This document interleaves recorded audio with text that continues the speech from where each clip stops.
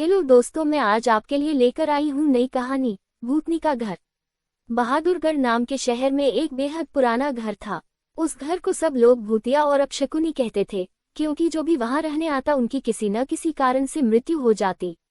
इसलिए वो घर खरीदने के लिए कोई भी तैयार नहीं होता था।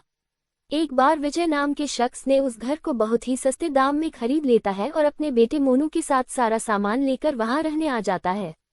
घर में शिफ्ट होने के 1-2 दिन में ही विजय को अपने आसपास अजीबोगरीब घटनाएं घटित होने का एहसास होने लगा। पहले तो वह इसे नजरअंदाज करता रहा, लेकिन जब उसे घर में किसी की मौजूदगी का एहसास होने लगा तो वह सतर्क हो गया।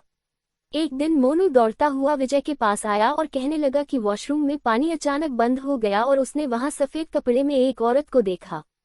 इतना कहते कहते मोनू अचानक चुप हो गया और विजय की ओर उंगली दिखाते हुए कहने लगा, पापा, वो औरत आपके पीछे खड़ी है।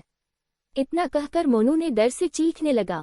विजय मोनू को गोद में उठाकर उसी वक्त घर से बाहर निकल गया।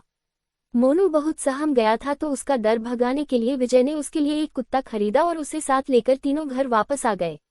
एक रात बहुत तेज बरसात में जब अचानक घर की बिजली चली गई, विजय ने घर से झांक कर देखा तो आसपास के सभी घरों में बिजली थी सिवाय उनके घर के। तो उसे लगा कि जरूर पावर सप्लाई में कुछ गड़बड़ी हुई होगी। इतने में विजय को मोनू के जोर से चिल्लाने की आवाज आती है।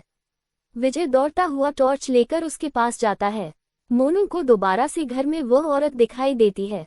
मोनू को सहमा देखकर विजय उसे अपने साथ बिजली ठीक करने के लिए पावर हाउस ले जाता है। उनका कुत्ता भी यहाँ वहां देखते हुए जोर जोर से भौंकने लगता है। विजय को आभास होता है कि कोई उनके पीछे पीछे आ रहा है। पावर हाउस का दरवाजा खोलते ही विजय को सामने एक लाश दिखाई देती है। लाश देखकर मोनू भी डर के मारे चिल्लाने लगता है। विजय अपने बेटे को लेकर तुरंत दरवाजा खोलकर घर से बाहर भागने की कोशिश करने लगता है।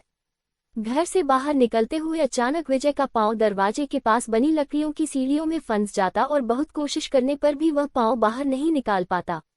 मोनू अपने पापा को बाहर खींचने की कोशिश करता है, लेकिन काफी प्रयास करने पर भी वह विजय को बाहर नहीं निकाल पाता। कोई उपाय न सूझने पर मोनू अपने कुत्ते को लेकर वापस घर के अंदर चला जाता है और दरवाजा खुद ब खुद बंद हो जाता है। वहां विजय भी करीब 15 मिनट तक मशक्कत करने के बाद अपना पांव बाहर निकालने में सफल हो जाता है। विजय दौड़ता हुआ घर के अंदर जाता है और चारों ओर मोनू की तलाश करता है, लेकिन उसे न तो मोनू और न ही कुत्ते का कुछ पता चल पाता है।